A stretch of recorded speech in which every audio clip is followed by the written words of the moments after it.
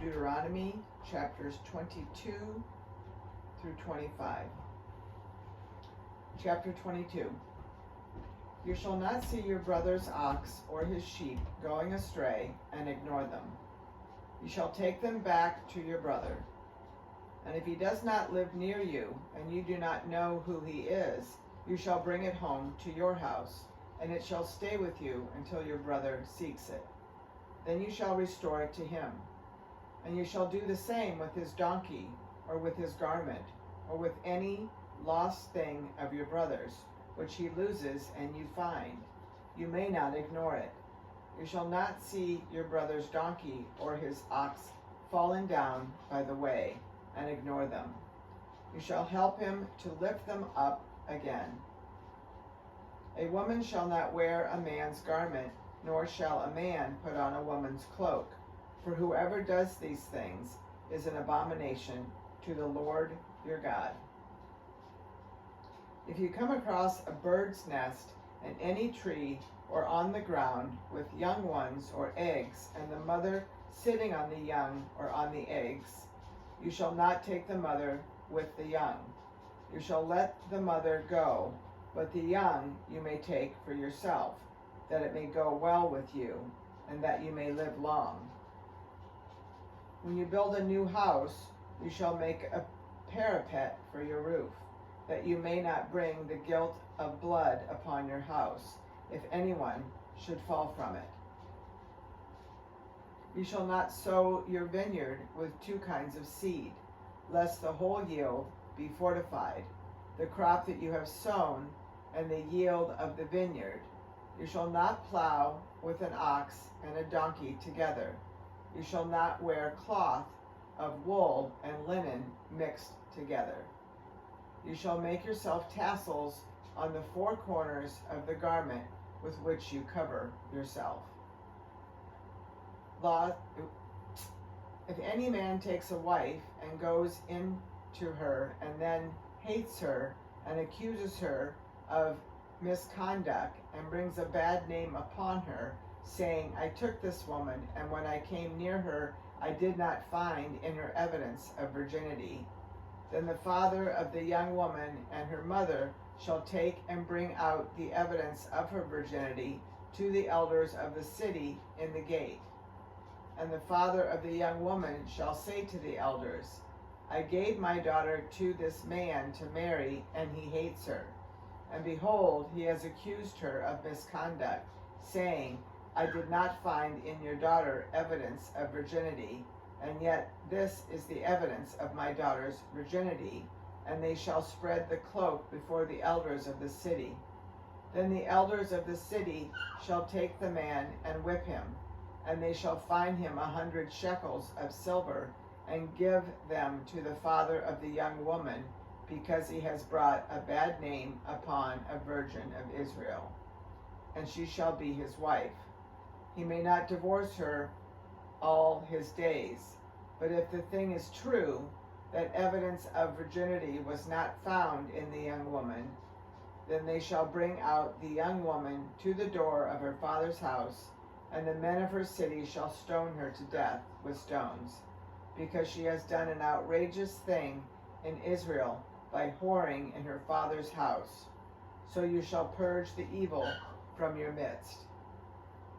If a man is found lying with the wife of another man, both of them shall die, the man who lay with the woman and the woman. So you shall purge the evil from Israel. If there is a betrothed virgin, and a man meets her in the city and lies with her, then you shall bring them both out to the gate of that city, and you shall stone them to death with stones. The young woman, because she did not cry for help, though she was in the city, and the man, because he violated his neighbor's wife. So you shall purge the evil from your midst. But if in the open country a man meets a young woman who is betrothed, and the man seizes her and lies with her, then only the man who lay with her shall die. But you shall do nothing to the young woman. She has committed no offense punishable by death. For this case is like that of a man attacking and murdering his neighbor. because he met her in the open country, and though the betrothed young woman cried for help, there was no one to rescue her. If a man meets a virgin who is not betrothed, and seizes her, and lies with her, and they are found, then the man who lay with her shall give to the father of the young woman 50 shekels of silver, and she shall be his wife, because he has violated her. He may not divorce her all his days. A man shall not take his father's wife, so that he does not uncover his father's nakedness. Chapter 23. No one whose testicles are crushed or whose male organ is cut off shall enter the assembly of the Lord.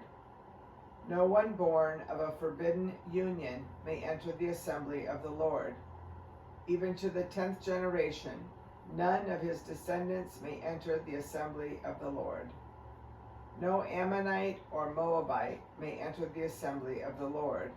Even to the 10th generation, none of them may enter the assembly of the Lord forever, because they did not meet you with bread and with water on the way, when you came out of Egypt, and because they hired against you Balaam, the son of Beor, from Pethor of Mesopotamia, to curse you.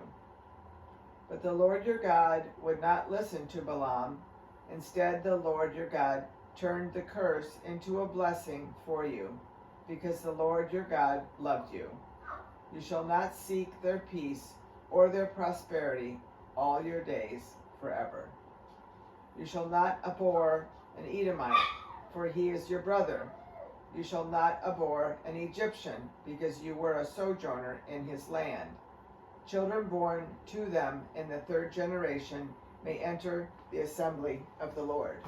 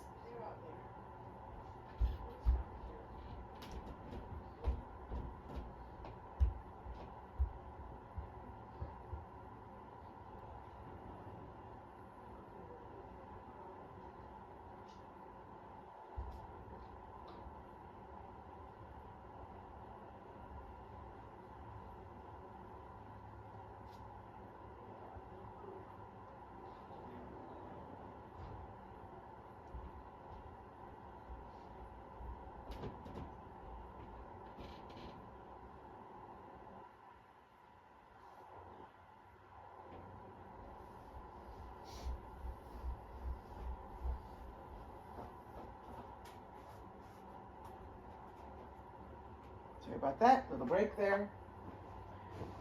Okay.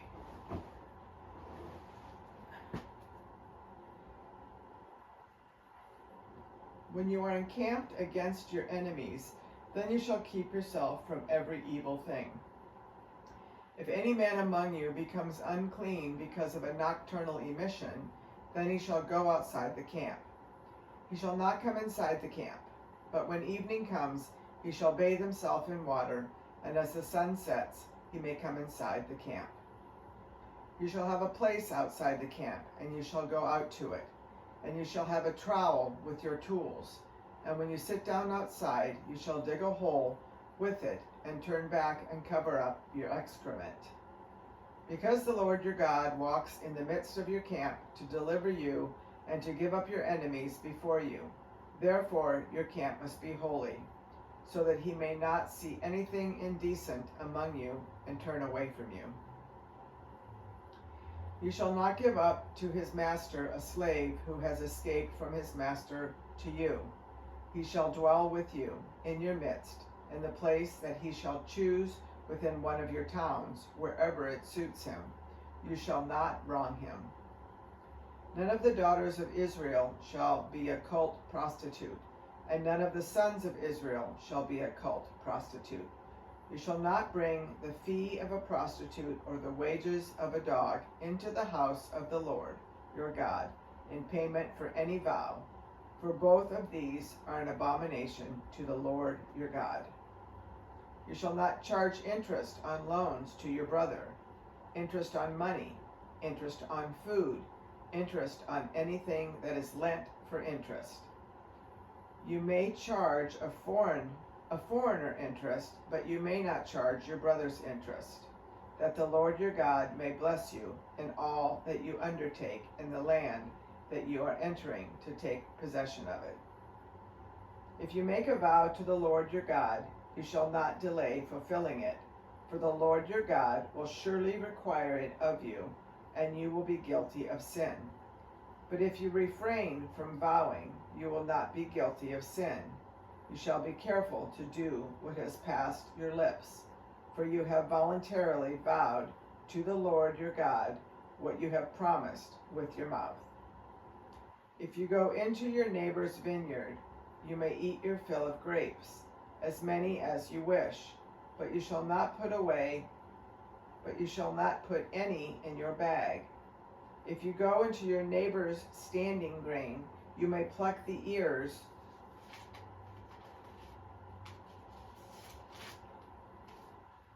with your hand, but you shall not put a sickle to your neighbor's standing grain. Chapter 24. When a man takes a wife and marries her, if then she finds no favor in his eyes because he has found some indecency in her, and he writes her a certificate of divorce and puts it in her hand and sends her out of his house, and she departs out of his house, and if she goes and becomes another man's wife, and the latter man hates her and writes her a certificate of divorce and puts it in her hand and sends her out of his house, or if the latter man dies who took her to be his wife, then her former husband, who sent her away, may not take her again to be his wife after she has been defiled, for that is an abomination before the Lord. And you shall not bring sin upon the land that the Lord your God is giving you for an inheritance. When a man is newly married, he shall not go out with the army or be liable for any other public duty. He shall be free at home 1 year to be happy with his wife whom he has taken. No one shall take a mill or an upper millstone in pledge, for that would be taking a life in pledge. If a man is found stealing one of his brothers of the people of Israel, and if he treats him as a slave or sells him, then that thief shall die. So you shall purge the evil from your midst. Take care, in a case of leprous disease, to be very careful to do according to all that the Levitical priests shall direct you, as I commanded them, so you shall be careful to do. Remember what the Lord your God did to Miriam on the way as you came out of Egypt. When you make your neighbor a loan of any sort, you shall not go into his house to collect his pledge. You shall stand outside, and the man to whom you make the loan shall bring the pledge out to you. And if he is a poor man, you shall not sleep in his pledge. You shall restore to him the pledge as the sun sets, that he may sleep in his cloak and bless you. And it shall be righteousness for you before the Lord your God. You shall not oppress a hired worker who is poor and needy, whether he is one of your brothers or one of the sojourners who you are in your land within your towns. You shall give him his wages on the same day before the sun sets, for he is poor and counts on it, lest he cry against you to the Lord, and you be guilty of sin. Fathers shall not be put to death because of their children, nor shall children be put to death because of their fathers. Each one shall be put to death for his own sin. Fathers shall not be put to death because of their children, nor shall children be put to death because of their fathers. Each one shall be put to death for his own sin. You shall not pervert the justice due to the sojourner or to the fatherless, or take a widow's garment in pledge. But you shall remember that you were a slave in Egypt, and the Lord your God redeemed you from there. Therefore I command you to do this. When you reap your harvest in your field and forget a sheaf in the field, you shall not go back to get it. It shall be for the sojourner, the fatherless, and the widow, that the Lord your God may bless you in all the work of your hands.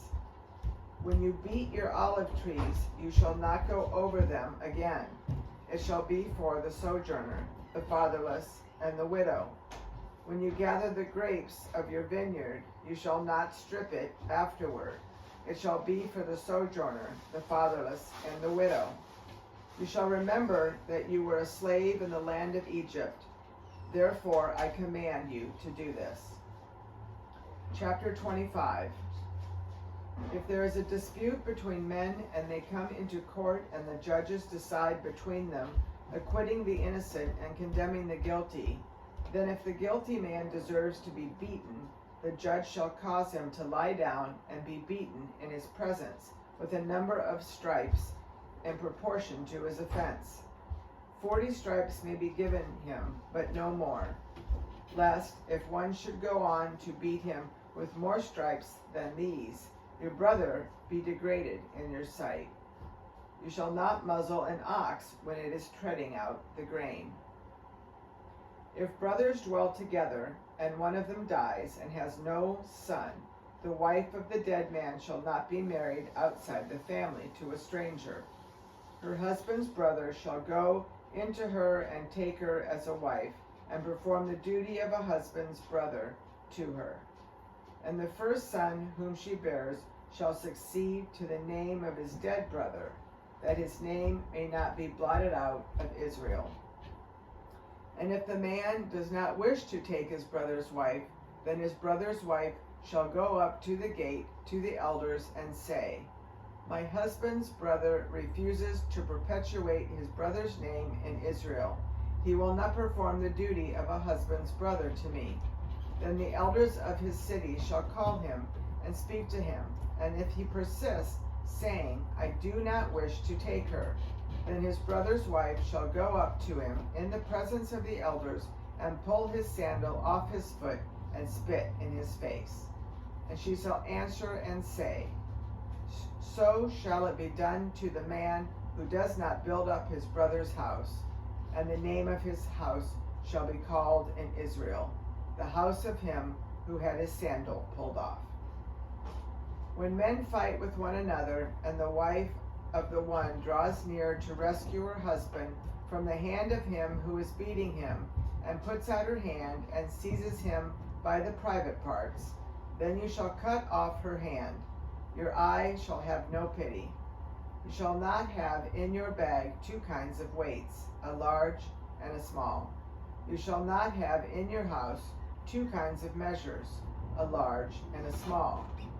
A full and fair weight you shall have, a full and fair measure you shall have, that your days may be long in the land that the Lord your God is giving you. For all who do such things, all who act dishonestly, are an abomination to the Lord your God.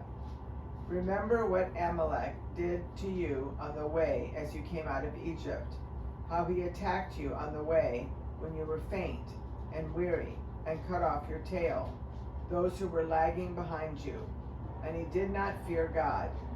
Therefore, when the Lord your God has given you rest from all your enemies around you, and the land that the Lord your God is giving you for an inheritance to possess, you shall blot out the memory of Amalek from under heaven.